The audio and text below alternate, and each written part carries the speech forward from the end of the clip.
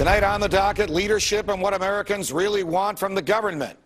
New Gallup poll finds overwhelming dissatisfaction with the federal government. 81% say they're not satisfied, and just 19% have said they like the job being done by the federal government. Clearly, Americans are unhappy with their leaders, and it's not just at the federal level. Government overreach is taking on absurd new levels. Just listen to New York City Police Commissioner Ray Kelly last night on 60 Minutes. I mean, in an extreme situation, you would have some means to take down a plane. Do you mean to say that the NYPD has the means to take down an aircraft? Yes, I'd prefer not to get into the details, but obviously this would be in a very extreme situation. In a very extreme situation, Commissioner Kelly also acknowledged that the NYPD is armed with snipers and surveillance cameras to protect those living and visiting the city he considers is the #1 terrorist target. New York's top cop has a very difficult job. But should fear of a terrorist act give local police carte blanche to snoop on anyone and to shoot anyone? And if the cops can do this in New York, can they do it anywhere else? Is there a way to bring conservatives and liberals together on issues like these? Perhaps my next guest can. He's been nicknamed Dr. No for rejecting bills that let big government get even bigger. He's a staunch defender of the Constitution and sound money, and he wants to be the president. Earlier, in front of the national debt clock, a few blocks from here in New York City, I talked to him about big government interference with our freedoms and our property and how that can be stopped. Take a listen. We're sitting on the corner of West 44th Street and 6th Avenue in the middle of New York City with Republican Congressman Ron Paul. We happen to be seated right across the street from the national debt clock, which Congressman Paul, as I read it now, says 14.6 trillion. Is that the true number? And if it were, is it capable? Is the American government capable of paying that back? No, they can't pay it back, and it's much bigger if you look at all the entitlement obligations. Nobody knows that number. 60, 70, 80 trillion dollars. That would be the obligation. You know, if you had an insurance company, you have to have money in the bank to pay off the people that you've bought, that bought insurance. Right. But in our case, all these promises and obligations all depends on future tax collections. And they can't do it. It's way out of control. They've been buy and vote for these many, many decades. And the country really technically is bankrupt, and they all admit it. Just like Greece is bankrupt, the sooner they admit it and the sooner they liquidate their debt and default, the better. But we cannot pay this debt. We should make the effort to pay our way out of it, and that, of course, is what I talk about, is that we should absolutely make the effort by cutting spending and changing foreign policy and, these other things I've talked about, Ray. Cutting spending, changing foreign policy. What could the president on his own do to cause us to stop spending money and to respect the personal liberties of individuals in America? Well, the president has a lot of prerogatives. First, he could use the veto pen constantly, and that would send a message to the business community that, the end is coming. We're not going to continue to spend like this.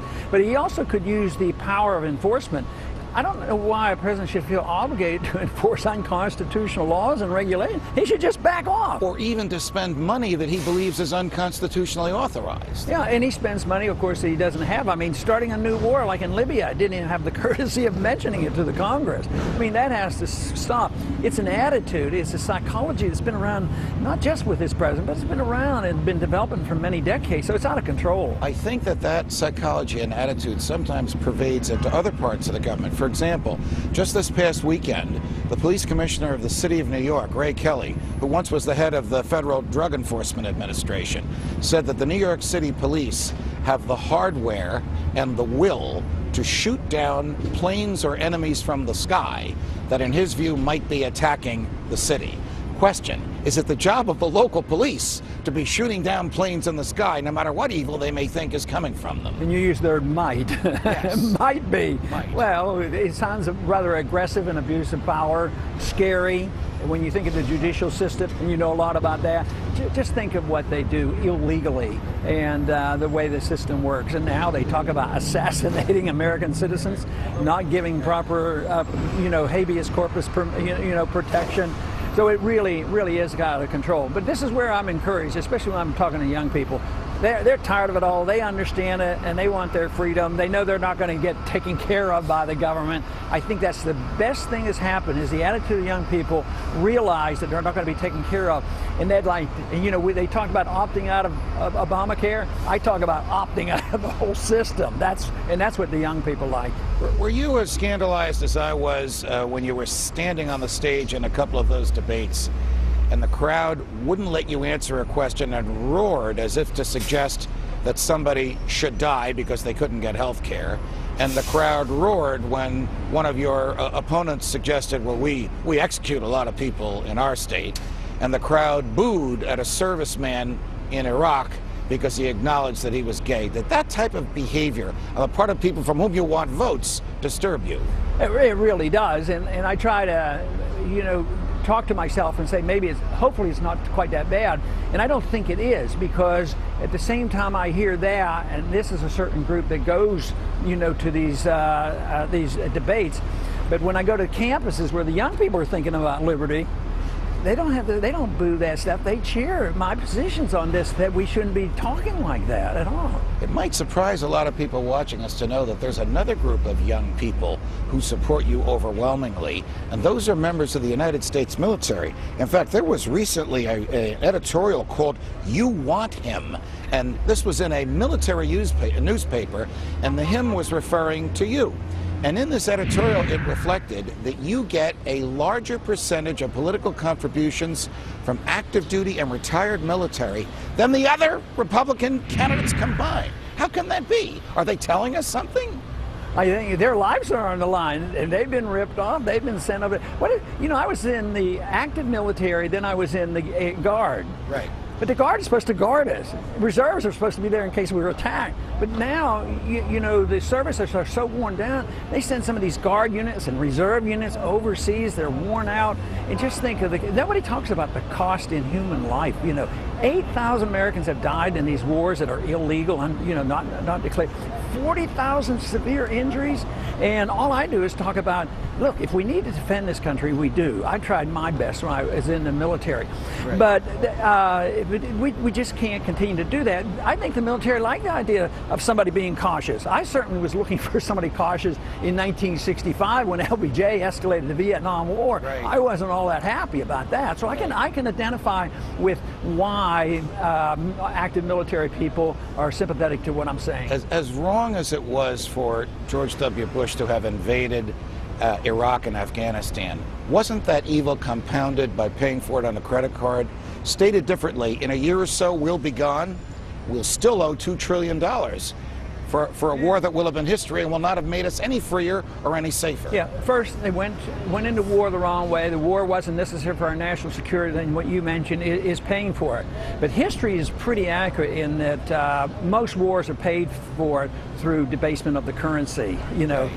That has been, inflating the currency. So that is pretty traditional. So that's why you should be absolutely cautious about going to war, because it has economic consequences. How fearful are you about debasement of the currency? Great empires throughout history, which America aspires to be, wrongfully in your view and in mine, have collapsed when their dollars weren't worth anything, when people couldn't even buy food with the amount of money they had in their pockets or their banks or under their beds. Hundreds and hundreds of times in my lifetime, I could name a dozen countries that have gone through this. So it always happens. And this whole idea, what I'm surprised at is how aggressively people defend paper. Like, paper is saintly. You mean you would attack the Federal Reserve and the paper standard? But most of those people have benefits that they're going to derive. You might be on the receiving end of those funds in the military-industrial complex or on the entitlement system, so they don't want those funds to be cut off. But do you think that if we keep up as we're doing, if the Fed continues to print money, if the government continues to spend trillions that it doesn't have, that our currency eventually will become so debased and a loaf of bread might cost $100? Oh, absolutely. I mean, just think what's happened since 1971. Gold was $35 an ounce. The dollar continually is debased. The big question is, Is it going to totally destroy and go to zero, which would be really a tragedy? I hope we come to our senses and that we say, you know, we better cut back and come home, and we better, you know, live within our means. So I think we should work for it, but we better be prepared for runaway current, you know, inflation, and that's a lot worse than what we've just gone through financially. It's much, much more serious. You have consistently remained throughout this pre-primary period. We're now at the end of September. The first caucuses and primaries are in January and February. You have consistently remained between 10 and 14% of the Republican vote in all the polls. Whether people want to reveal the outcome of the polls or not, you are there. We actually saw a poll the other day in which you were second, and it said Mitt Romney first, Rick Perry third, Michelle Bachmann fourth. Well, you only know how to count. Is the Republican Party starting to take you seriously? Do they recognize that your ideas and articulation of them have caught fire amongst young people, and even people my age, throughout the country? Yeah, I think so, and I think some of them worry about it. Maybe they don't want us to get that message out too strongly, but so they're sort of trying to water it down, and they take the message. You know, that's not an unknown thing in history. Water down the message and take hold of it and say, I'm attacking the Federal Reserve, you know, or something like that, but they don't really believe it. We've seen a little of that from some of your opponents who said, we favor auditing the Fed. They didn't say that 4 years ago. Well, that's a good sign, and some of them are saying, well, maybe it's time we ought to think about bringing those troops home from Afghanistan. Yeah, it's about time we started thinking about that. Before I let you go, what are you doing here in the middle of New York City? Oh, don't ask me that. I don't know. Why would I come here? No, I'm going to be on a show tonight. I don't know whether I can mention that show or not. Oh, you can mention that show because he's very fond of you and of your night watchman chatting with you. I think his name is Stewart, John Stewart, or something like that. There you go. I don't know. Comedy Central, I'll say. Yeah, okay. You've heard of that show? I have, yes. Well, I wish you the best of luck there, and it's a pleasure chatting with you. Congressman Ron Paul, back to me in the studio.